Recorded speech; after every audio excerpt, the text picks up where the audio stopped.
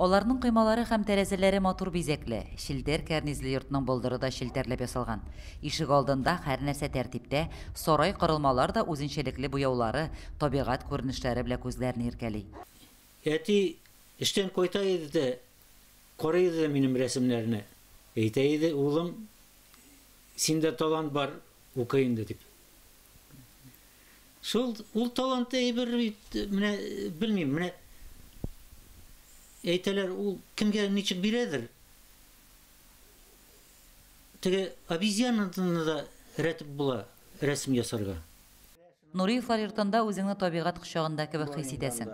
Өй диварларына ясалган агачларның яфракларына кадәр селкенеп куята төсле. Аш бүлмәсендә үзеңне кызу көнне агач күләгәсендә чәй эчеп утыргандай хис итәсең. Диварларны тутырып ясалган рәсемнәрдән агачлар кул булгый, кояш елмая, яшел үләннәр баш төртә. Үземнең рәсемнәрдә мин табигатьне күреп яшим инде, матурлыкны. Бу дөнья бит менә шул матурлыгы белән Алла биргән ул. Мәхмүт абыйның картиналары шулкадәр тормышчан. Аларда гади халыкның тормыш көнкүреше дә, табигать фасыллары да чагылыш тапкан.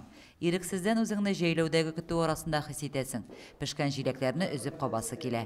Кечкенә аныгының мүкәйләп йөгергәнен дә хәрәкәттә бирә рәссам.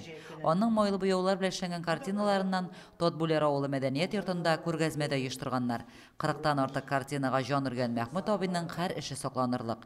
Лилия Шәймиева, Айрат Фазылов, Мөслим телевидениесе.